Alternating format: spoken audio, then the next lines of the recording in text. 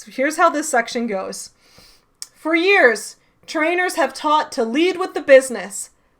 However, then the FTC shuts them down, and so it's like, well, maybe the product. That's literally how it's written. Let me read that again. For years, trainers have taught them to lead with the business. However, then the FTC shuts them down, and so it's like, well, maybe the product. Has this ever happened to you? You're just going about your daily life, and then the FTC shuts you down, and then you're like, well, maybe the product. Fellow business owners, how many times has the FTC shut you down?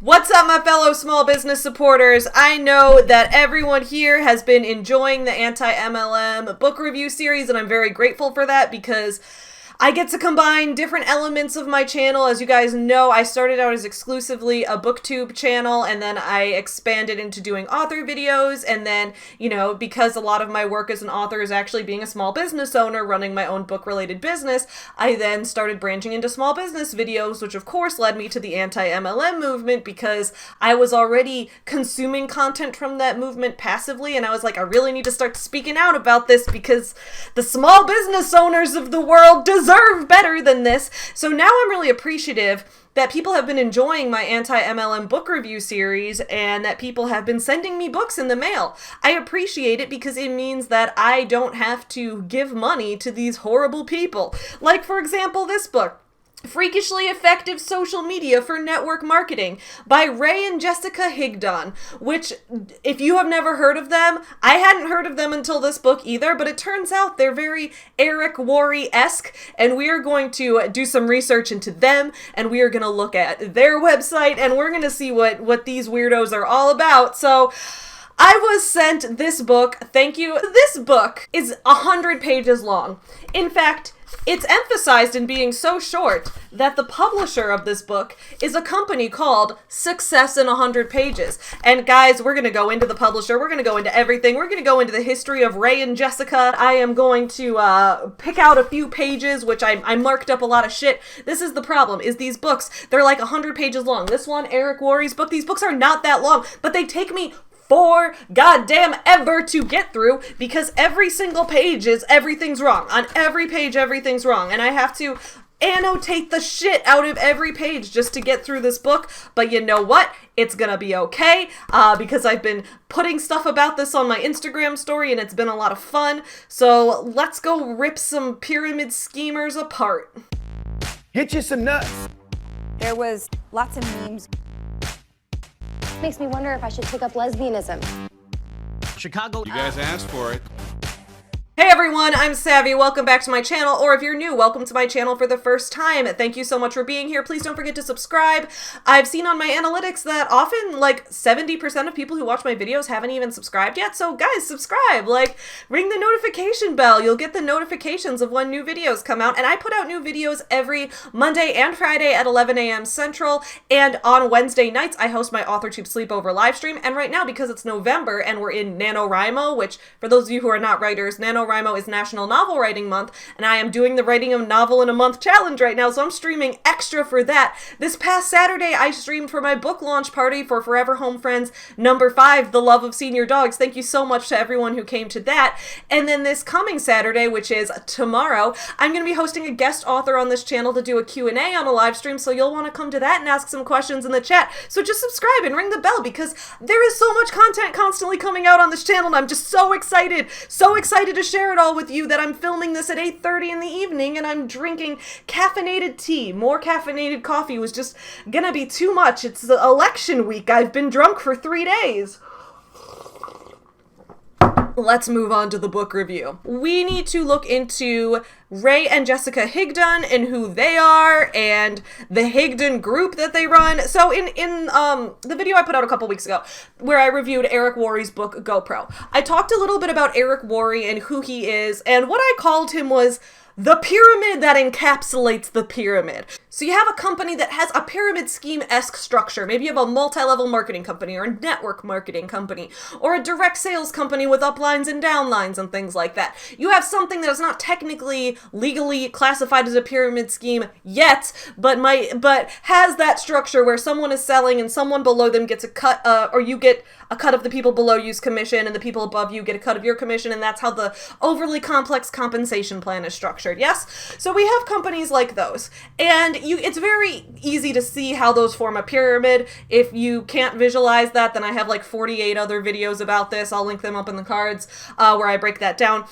But anyway, then we also, on top of that, have the business coaching world, which, let me be clear, business coaching in and of itself is not an MLM or a pyramid scheme. Business coaching in and of itself can be a very legitimate business if you know what you're talking about, if you have value to offer, if you understand pedagogy and you understand theories of education and teaching and how people learn, and you have the credentials and the experience to back that up, then by all means, share your knowledge and get paid for your work. But this cultural hyperfixation on business coaching that every business owner now has to become a coach, or every person who hasn't even successfully run a business, Tony Robbins, needs to become a coach as their very first thing. Now that we have that kind of thing, especially being perpetuated so hard on social media and on hustle culture, Instagram and shit like that, that's almost forming a pyramid of its own, right? Because you want to coach someone, and then they're going to coach people on how to coach other people, and then they're going to coach people on how to coach other people. And when does the coaching pyramid end? When does someone produce something that's actually valuable?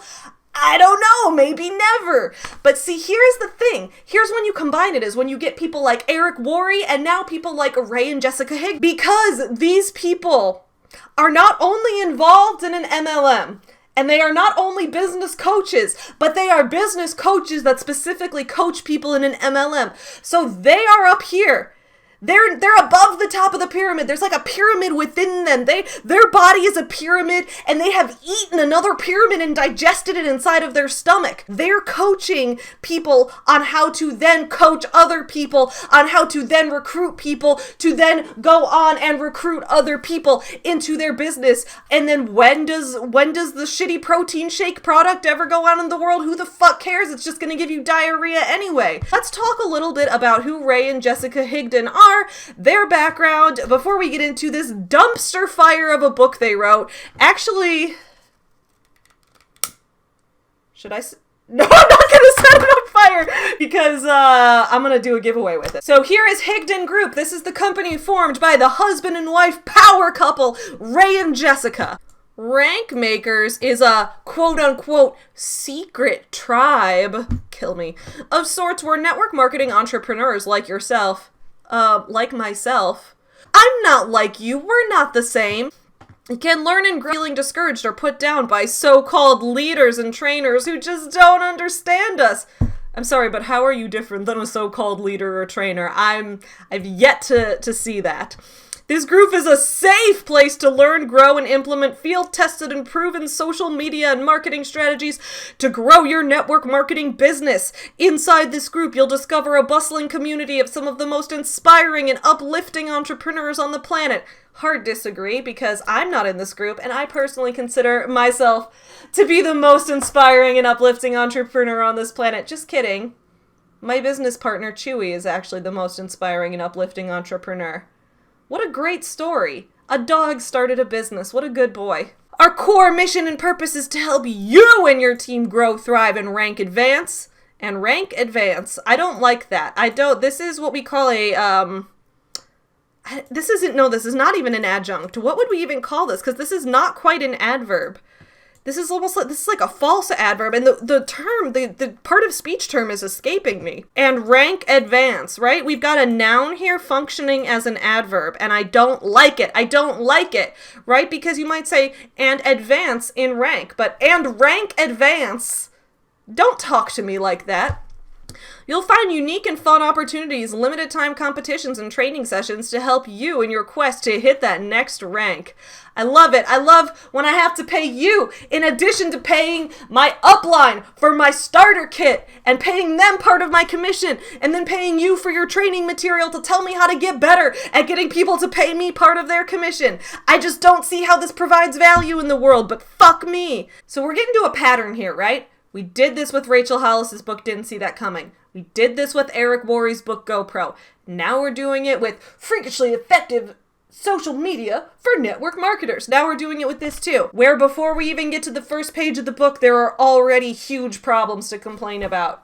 So, well, this page, this is just the title page. There's really no problem on here other than I changed the title after reading the book from Freakishly Effective Social Media for Network Marketers to Basic Ass Social Media for Scammers, because that is what this book actually is. So anyway, the copyright page! The copyright page is where this already goes wrong, because we see right here, this book is published by a company called Success in 100 Pages. Now, I never heard of this company, but I figured if they published a book that's this shitty, there must be something wrong with them, and Lord, was I right. So, let's take a look at Success in 100 Pages, but we're not going to go too deep into it, because now that I've seen how stupid this company is, I'm ready to do a whole deep dive on this, which is like, y'all, you know how much fun I had doing my deep dive on Usborne, because when I get to combine my knowledge of the book publishing industry and my work in the book publishing industry along with my experience exposing MLMs, it's like a perfect storm. It's beautiful. It's like a marriage. It's like true love. It's meant to be. And now I found this company that deserves to get exposed because the way they're publishing books is butt shit. Here we are, Success in 100 Pages, our books. Reaching the Peak. Let's see what it's about. Reaching the Peak. Interested in reaching the peak? Many people assume the biggest earners in network marketing are naturally gifted, well-connected, blah, blah, blah, blah. I don't give a fuck. This is another pyramid schemer book. Okay, look, then we've got 2 books by Ray and Jessica Higdon. And then we've got this book called $1 Million Book Formula, which I don't know if it's an MLM type of book, but it sounds really bad. Like, it sounds like a scammy author book. Like, when I reviewed the book Authorpreneur, when I was talking about how, like, elements of this business coach and MLM structure are starting to infiltrate the author world, this is what it seems like, right? Is there really a formula for writing a successful book? No. There are tropes you can follow, there are plot structures you can follow, and there are genres with expectations that your readers might want. But if you just follow formulas for your book, well, I won't generalize. Every writer has their own process. You do you, live your own life. So maybe I'm gonna have to read and review this shit. So anyway, this is Success in 100 Pages. This company is very odd because, and I don't want to go too deep into this because I do want to do a whole video about this company, but they are not a traditional publisher or a self-publisher, which I totally support. I am against the concept of binaries in publishing, as I am with binaries in any part of life outside of computer programming and ones and zeros. Outside of that, we don't need there to be only 2 options for anything, right? And I wrote about that in my book. Hold on, quick shameless plug. I wrote about that in my book, #SavvyBusinessOwner. Anyway, so I wrote about that in my book about how you don't have to commit fully to one model or the other, but this is not how you do it. Like, this way that they did it is just really weird. So anyway, I'm going to talk about that in a future video, but just so you know, if someone wants to be like, oh my god, who even published this book? A very weird company, that's who. A company that loves to publish network marketing style books, that's who. So now we're going to delve into the nitty-gritty of freakishly effective social media for network marketing. I keep not being able to say this title. I keep wanting to say, like, freakishly effective strategies for social media, but no, it's freakishly effective social media for network marketing. All right, so we finally got past the copyright page. Now let's go on to the special offer page. Over here, they give a special offer. It says, special offer. Grab Ray and Jessica Higdon's brand new Social Networker series video for 93% off. Learn how to set up your social media profile for the right way for maximum results. Exactly what to post to attract perfect customers and biz builders to you. What to say word for word to people on social media, even if you don't know them. Scripts on what to say to get people to join or enroll. Step by step how to build locally using social media. And I'm like, first of all, I thought that's what this book was supposed to tell me, but I guess not. Anyway, you get access to all 5 offers for the low price, capitalized and underlined, of only $7. That's 93% off. Okay, so I was like, so it's normally $100? You normally charge $100 for this? But this is a special offer, apparently. So I was like, if this is a special offer that we're getting 93% off, right? I would assume there was some kind of coupon code or something that you need to enter that you got in this book. Or maybe like it was like it's a limited time. But this book was published right here. It says March 2018. The time I'm filming this, it's November 2020, so over 2.5 years later. And I headed over to Ray and Jessica's website. I went to the link that they put right here in the book, socialnetworkerseries.com. I went in there to see how long does this special offer go for, and check it out. It's still going. It's still going. It's $7 for the course still. So how is this a special offer if for the past it says right here, look at this. It says limited time. Limited to what? 2.5 years ago, you put out a book that had the exact same offer in it. I mean, I don't want to speculate, but it kind of seems like this offer never actually was a limited time offer, and you just artificially inflated it and pretended this was a $100 product when in reality, it was a $7 product the entire time. And you were artificially inflating it to create false scarcity to get people to try to come to the website and click on it real quick. Well, over here it says $97 crossed out. Over here it says, down here it says it is a $98 value. But over here it says it's 93% off, making it $7. So that would normally be $100. Like, is your fake inflated price even going to be consistent anywhere? I don't get it. So that's the page after the copyright page. At this point, I'm going to run out of voice. Like, I'm going to lose my voice before I even get to the book. Then we have a foreword, which is not actually a foreword. Normally a foreword is like, a little introduction to the book. Someone else sometimes will write it. They'll write something else about like their experience with this book or like what the content of this book it means to them or something. This is not even a foreword. This is just a straight up ad. This is just a description of how good this book is and how good Ray and Jessica are at teaching social media, which is like, I'm already reading the book. You don't have to sell it to me. I don't know why people keep insisting on trying to sell me a book that I'm on page 4. I'm clearly already reading it. Now, to keep this review as organized as possible, I mean, I think that ship has sailed at this point, but to keep it as organized as possible, I just kind of want to talk about the overall major glaring problem with this book, read some examples of that, and then also roast some other things that are just fucking ridiculous in this.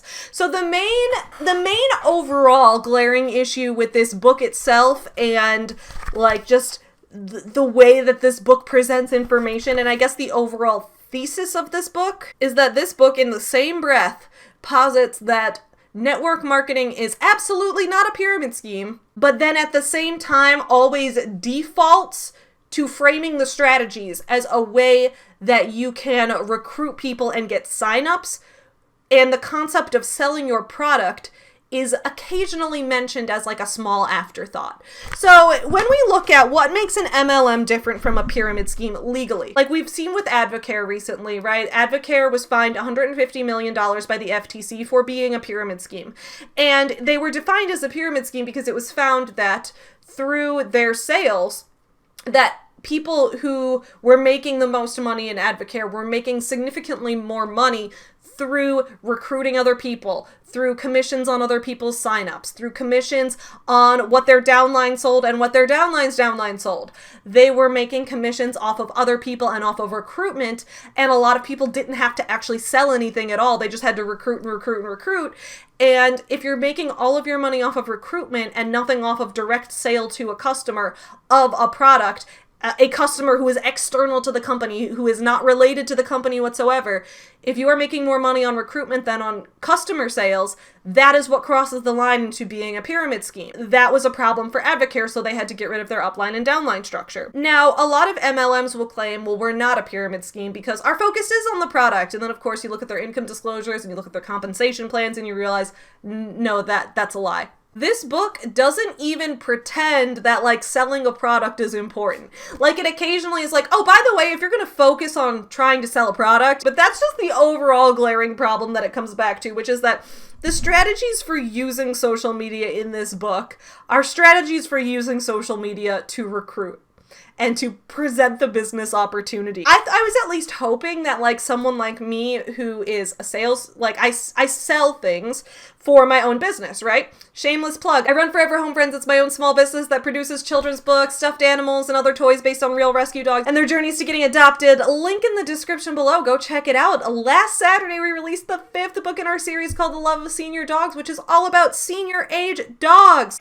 If I talk fast enough, if I get fast enough, then one day I'm going to turn into Ben Shapiro and then his sister will finally notice me. Anyway, so as someone who does sell my books and sells my toys and used to do a lot of this at craft fairs before the pandemic and now is doing a lot of these things online, selling on my website, using social media, using YouTube as content marketing like I'm doing right now, doing all of those things, I was thinking, you know, even though I will never support one of these business models, and even though I'll be able to criticize the advice from this shouldn't apply to an MLM perspective, I was hoping that maybe I could learn something social media-wise to apply to sales in general.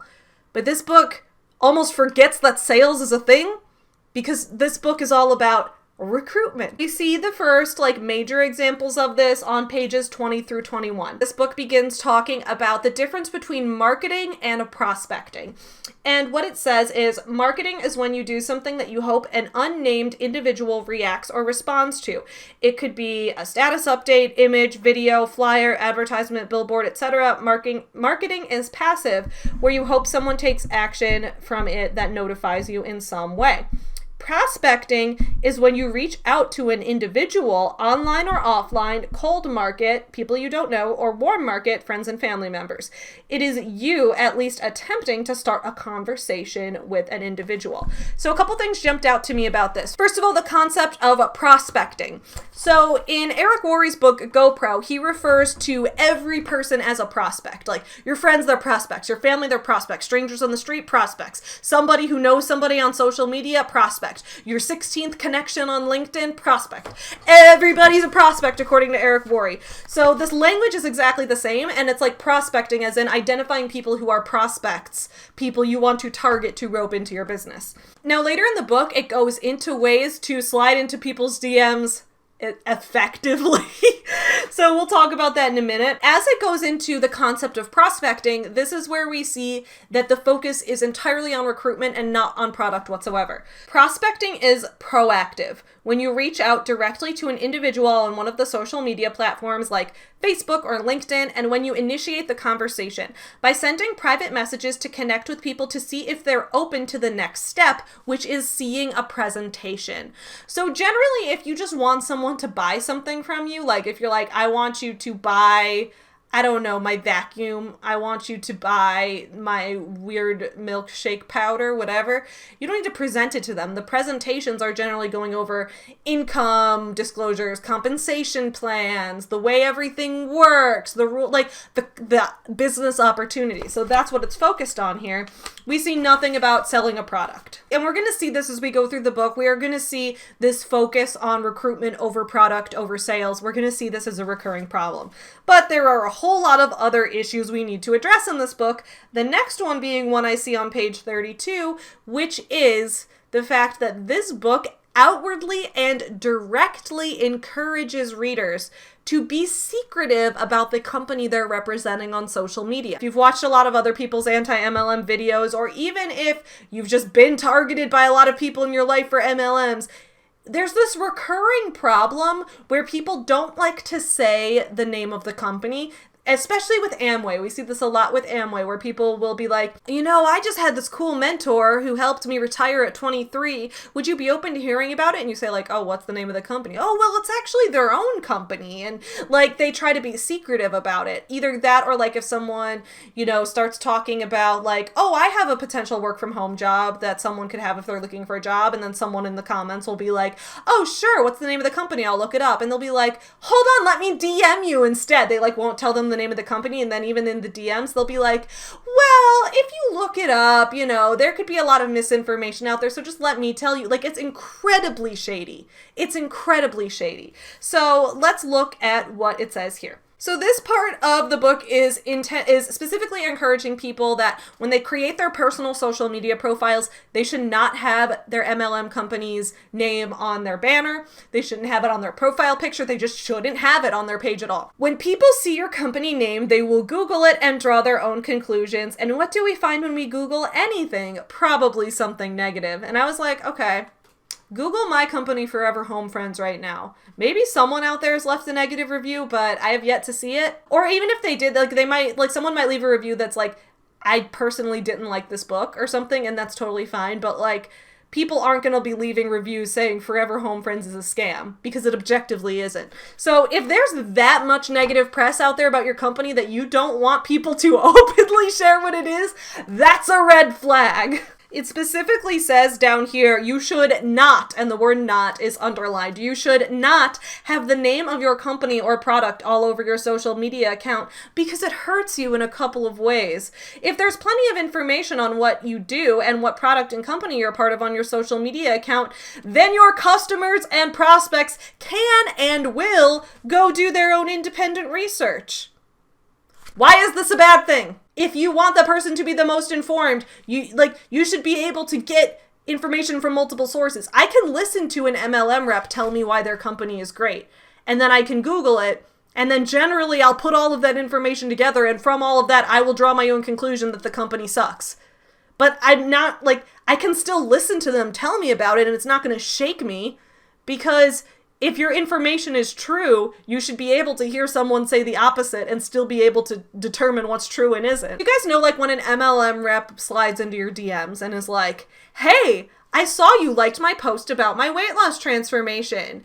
I bet you're interested in what I'm doing, or something like that. And then they're trying to recruit you for Beachbody, and it's like, no, dude, you just seemed happy, so I was literally just trying to say congrats because, I want you to be happy because you're my friend or whatever.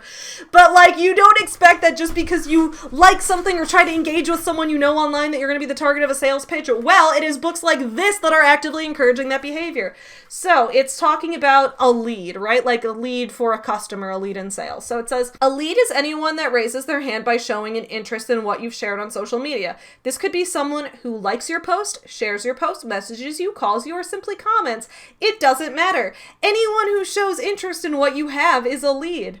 The goal of any post is to get more people to show interest and raise their hand, whether it's something on the product side or on the business side. Don't just rely on who responds to your marketing. Be sure to get your prospecting numbers in as well. So it's this whole idea with if someone responds to your marketing by liking your post, that means you need to prospect them. You need to turn them into a prospect and slide into their DMs when they didn't even know that you were repping an MLM company because the book a couple pages ago said that you shouldn't have their logos anywhere. So essentially this book is actively encouraging people to deceive their audience and to try to trick them and get them into a position where they're uncomfortable saying no and to wear them down.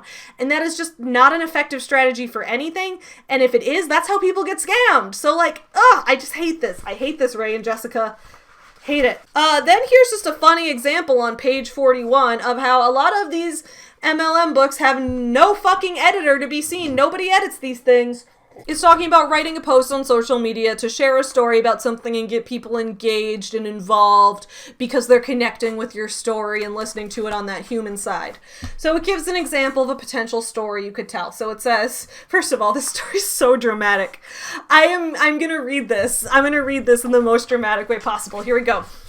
I was literally in the fetal position, bawling my eyes out on the bathroom floor because I was so frustrated with how many people I was reaching out to and nobody was joining my business. But I didn't give up. A couple weeks after that, I found my first leader and got things rolling. So here's what helped me. First of all, you were in the fetal position on the bathroom floor. Is anyone believing this? Like, was this meant to be a joke? Because I can't tell, because it's like, what? But anyway, my point is, this book didn't have an editor, clearly. Clearly, Success in 100 Pages doesn't care about homonyms, because they spelled the word bawling like bawling. I even drew a little picture of an eye with a basketball, and that's when your eyes are bawling. Let's move on now to the page that I have marked up beyond all recognition. So when I give this book away, page 45 is going to be a lot of fun. We start on page 44 with them giving a lot of common sense advice. That's the problem. A lot of the stuff I'm just not reading through is the fact that the vast majority of this book is just basic common sense. Like, so basic, where it's like, you should post about the things you like to post about. You shouldn't be mean to people on social media. Like, no shit. Well, maybe I need to learn a lesson, because I'm a bitch on the internet all the time. Anyway, this section is called Check Yourself Before You Wreck Yourself. And what I wrote on this page was that the only person this section needs to apply to is J.K. Rowling. She is the only person who needs this advice on how to check yourself before you wreck yourself, because let me tell you, she has used Twitter to wreck herself and to wreck Harry Potter's asshole. All right. This says, one of the traps that is easy to fall into, especially if you're trying to create a lot of content fast, is to allow some reckless, inappropriate posts to slip through. By this, we mean things that might hurt your image, your reputation, and your chances for success. And I was like, some reckless, inappropriate posts. I'm feeling a little bit called out right now.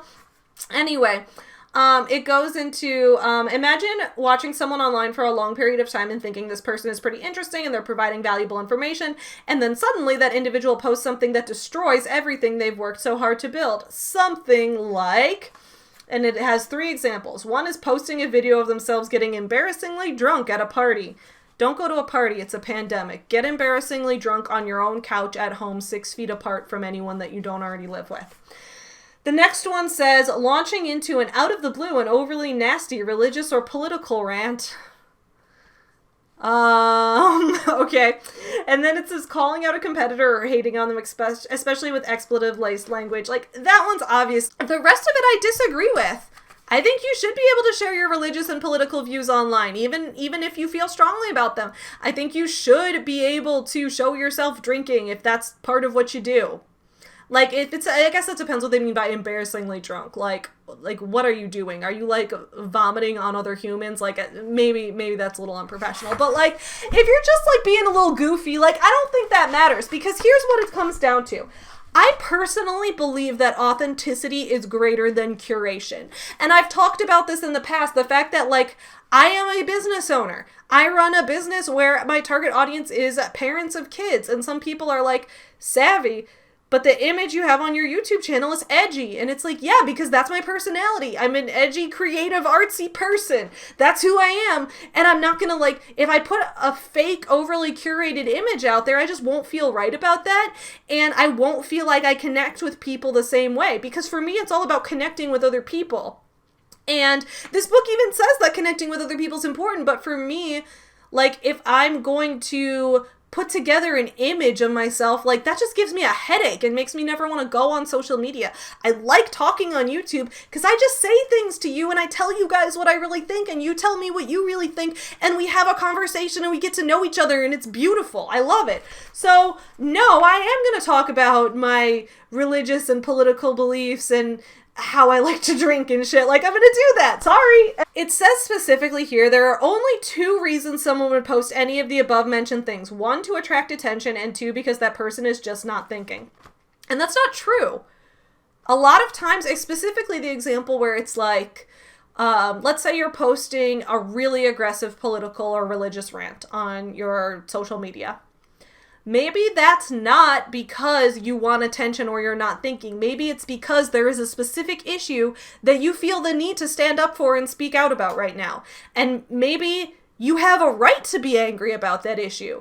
And if people are valuing the fact that they don't have to see your anger over everything else, then that's a problem with the way that people are interacting, especially about an issue that equates to something incredibly important in your life. Like, for example, I speak out against multi-level marketing companies on my channel.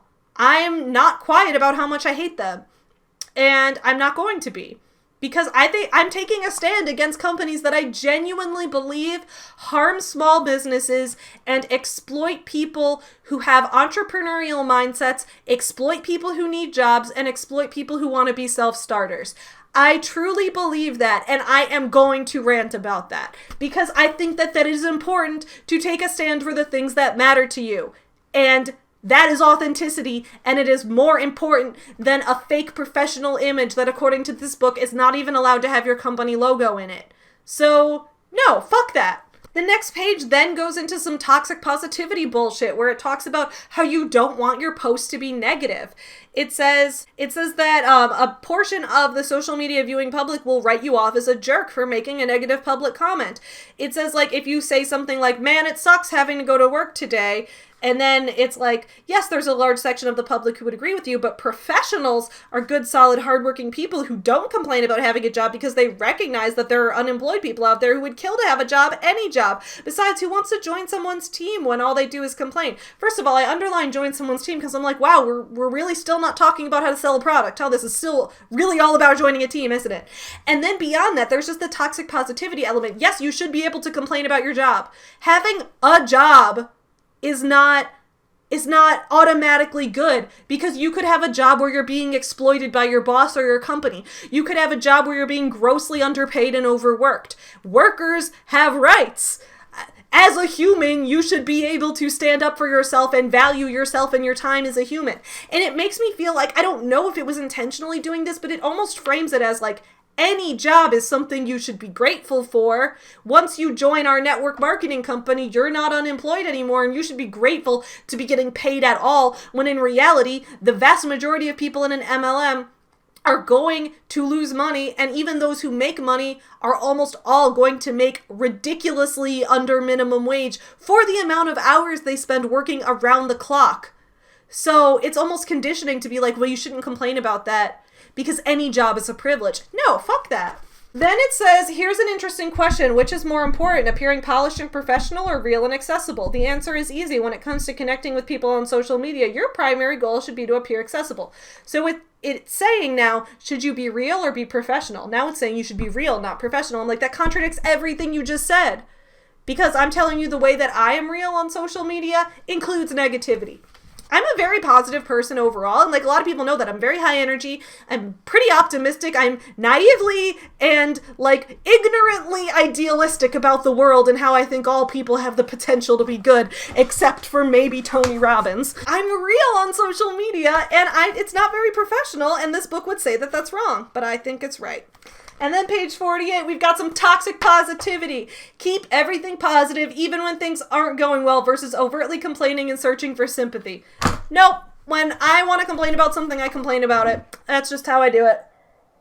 And then this is a page that I posted on social media. So first of all, the book has these kind of pages throughout them where they have a pull quote that takes up the whole page. And then at the bottom it says, take a picture of this page and use hashtag FESM. And FESM is supposed to be freakishly effective social media, right?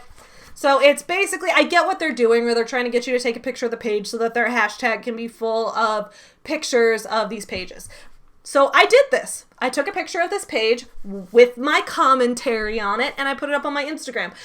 Because here's the quote on this page. Posting how much money can be easily made by your network marketing company is sort of like showing too much cleavage on social media. It will get you attention, but often not the type you're hoping for. And I was like, cool victim blaming, bro. I am fortunate right now to be wearing a shirt that is covering my entire boobies. That is not common for me. Because, friends, some people are cursed with having boobs the size of their head. It is a curse. It is a curse, and I've talked about this in other videos, specifically my Girl Stop Apologizing book review video. It is a curse that I've literally been super underweight to the point of needing medical attention for it in my life, and my boobs were still huge. They were still almost the size of my head. Like, I can't get rid of them. It's a thing. This is not my fault that I can't yet afford breast reduction. Fuck off. So anyway, I'm like, sometimes my cleavage is gonna show. If it's hot outside, if my air conditioning's broken in the summer, sometimes I'm gonna have cleavage showing and you gotta get over it. And if it's getting me not the type of attention I want, that's the problem of people who like to sexually harass people. So what I did was I took a picture of that page just like it asked, and I put it up on Instagram with hashtag FESM. So let's go take a look at it. Here's the picture I posted it right here, and I did, okay, since you asked nicely, hashtag FESM. And then this person, Spinning in Reality, very kindly pointed out, lol, I just clicked the hashtag and it did not have the result they were looking for. They probably should have checked if the tag already had an active post history. All right, let's head over to FESM, y'all. FESM seems to be a thing that already exists. That's some freakishly effective social media right there, Ray and Jessica, if I've ever seen it. Forgetting to check the hashtag ahead of time to see if someone else is already using it for a different industry. Freakishly effective! Alright, so now we're heading on to this new section called Making First Contact. We're making first contact with Zephram Cochrane. He's here to make first contact between the Earthlings and the aliens, to boldly go where no man has gone before. That quote is from Star Trek. Specifically, this example was from the movie First Contact. Cite your sources, hashtag girl back that statement up. So in this section, it talks about the 4-question formula, which is like the 4 questions. This is basically like, you know, when Eric Worre was talking about his script, you know, the one I tried out on Chewie, is basically what you should say and what questions you should ask people to get people going, right?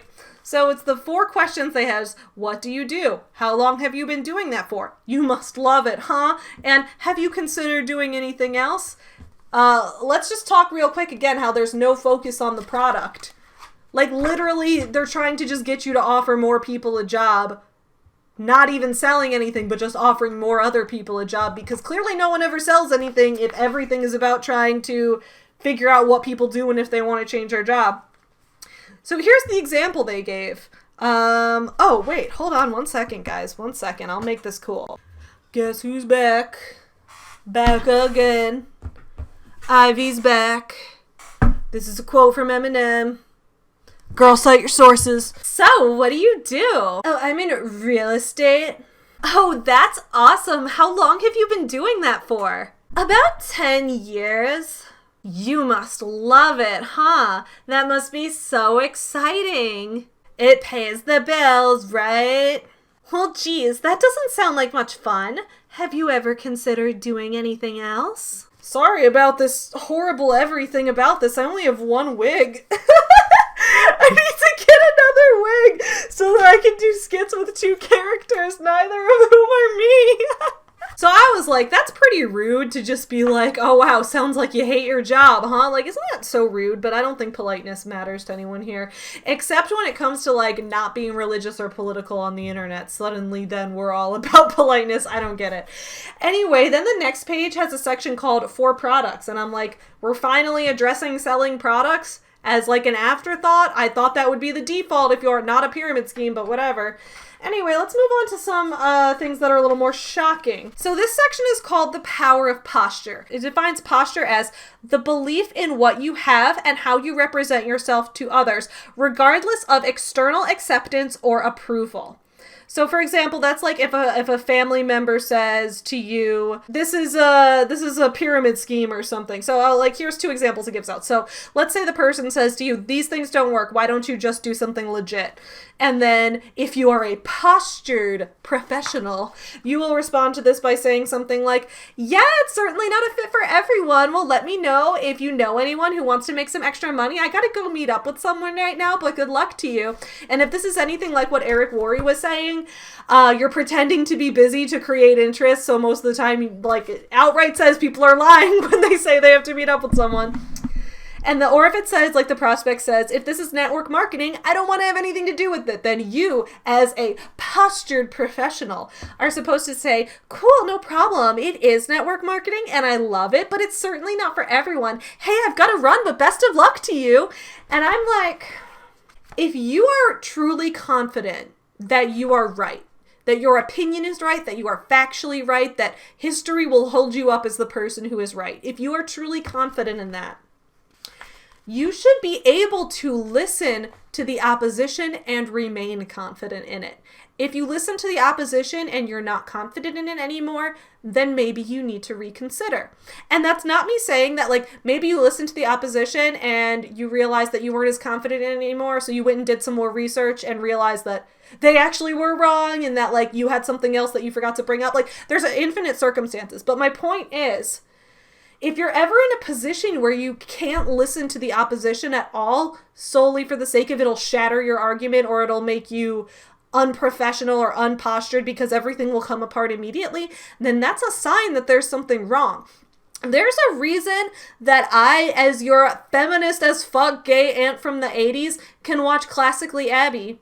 I can watch her. I can listen to her tell me that all of these things that I disagree with. I can listen to her saying that you have to dress modestly. I can listen to her victim blame women. I can listen to her do all of those things. And I can still know that I'm right, and I can hear her say those things to me. And I can listen to them, and I can consider them, and I can still determine that what I believe is true and what she's saying is misinformed, and I can engage with that on a level with ideas. Because I am truly confident in my beliefs. I don't, like, if Abby came up, I've actually been begging Abby to come on my channel. If she came on my channel, we would talk about these things. If she came up to me on the street and started talking to me about these things, I wouldn't be like, well, that's cool.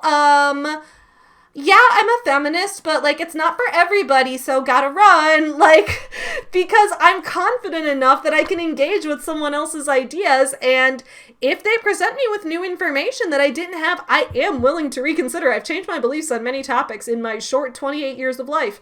Yeah, like, I can do that. And that's the thing.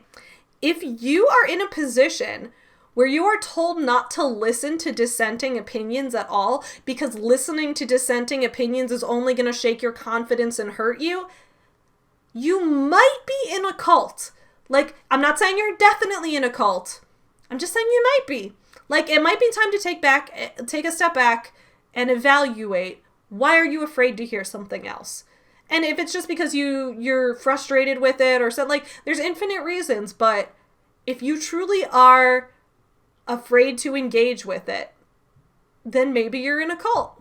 You should, that's all I'm going to say. And I'm going to do a more in-depth video on this topic later, not specifically related to MLMs, but more related to argumentation and how, like, you know, even like an extremist news source. I can listen to Alex Jones and just laugh about how wrong he is, but I don't have to not engage because it's going to ruin something. You know what I mean? You should be able to see that information out there and think critically and realize it's wrong.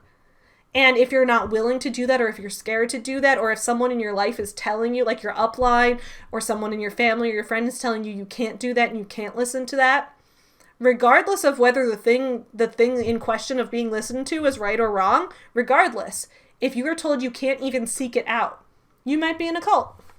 All right, let's go into the parts where it addresses the term pyramid scheme directly. So we're heading to page 75. So in this part, Ray and Jessica are talking about when they first started in network marketing and they first started sharing presentations with prospects and things like that, and being nervous at first and how that shook their confidence and stuff. So it says, I was sharing the presentation by sending people the video. Then afterward, before I would even ask them what they liked about the video and go into the close, I found myself thinking, here we go again. They're going to absolutely hate it. It's going to be the worst. They're going to tell me it's a pyramid. And I suddenly realized by having that mentality, that's exactly what I was encouraging people to say to me. And then it talks about how you can't have a rejection mindset because the rejection mindset is somehow going to like magnetically attract rejection to you, which is some law of attraction type of bullshit. Like, it's the pseudoscience part of that. So I'm not here for that. But on top of that, I'm like, so you addressed that you had the fear of people thinking it was a pyramid. If it's not a pyramid, why do people think it is? And that's not me to say that no one has ever wrongfully labeled something as a pyramid scheme. That's not to say that. But my point is, if you are continuously running into this problem where you regularly worry about people, this is a pyramid scheme, and shutting you out, like, why do you think they regularly do that? Because most companies and most businesses don't have people regularly doing that. Just saying, Not saying that your company is a pyramid scheme, just saying that you dropped some red flags there. Then I want to end on page 80. This is the wildest thing that I've ever read in print. This is just, like, this is said without a hint of self-awareness. So this section here is called Leading with the Product versus the Opportunity. We're finally addressing that there's been a lack of leading with the product somewhat. Also, it's about what you're leading with, not what about your end goal. Like, your end goal should be to sell the product if your company is direct sales and not a pyramid scheme, but okay. Anyway, so here's how this section goes. For years, trainers have taught to lead with the business. However, then the FTC shuts them down, and so it's like, well, maybe the product. That's literally how it's written. Let me read that again. For years, trainers have taught them to lead with the business. However, then the FTC shuts them down, and so it's like, well, maybe the product. So then it's talking about how you should lead with the product because statistically, you're probably more likely to make a sale of a product than recruit someone. But, like, you should also still try to recruit everyone. But it's not even framed as you should focus on selling the product because that's what's important, is finding customers, rather than finding customers that are also going to be your competitors, because that makes no business sense. Can we just call out that with zero self-awareness? However, then the FTC shuts them down. That doesn't raise a red flag for you? That didn't set off any alarm bells? Then the FTC shuts them down. Has this ever happened to you? You're just going about your daily life and then the FTC shuts you down and then you're like, well, maybe the product. Oh my god, can we make merch that just says, well, maybe the product? Like, that's not even a full sentence, it just says, well, maybe the product. Well, maybe the product what? Guys, I'm filming this on Thursday, November 5th. The US presidential election has been going on for like 3 straight days. I'm not drunk for the first time in forever, and I'm losing it. Well, maybe the product. But then the FTC shuts them down. Put F in the chat if the FTC has ever shut you down. I'm trying to calm down with some tea over here. I need to breathe in some essential oils. I need to breathe in a Young Living calming blend. Oh my god. Fellow business owners. How many times has the FTC shut you down? It's just said, it said so casually, but then the FTC guys, I gotta go. I'm losing it. Thank you so much for watching this video. Check out all my links in the description below. Support my small business forever, Hope Friends, so that the FTC doesn't shut me down. This video was brought to you by my Patreon supporters. Their names are on the screen. Check out their businesses in the description below. I'll see y'all again soon. In the meantime, don't let the FTC shut you down. Happy Friday! Hit you some nuts. There was lots of memes. Makes me wonder if I should take up lesbianism. Chicago. You guys asked for it.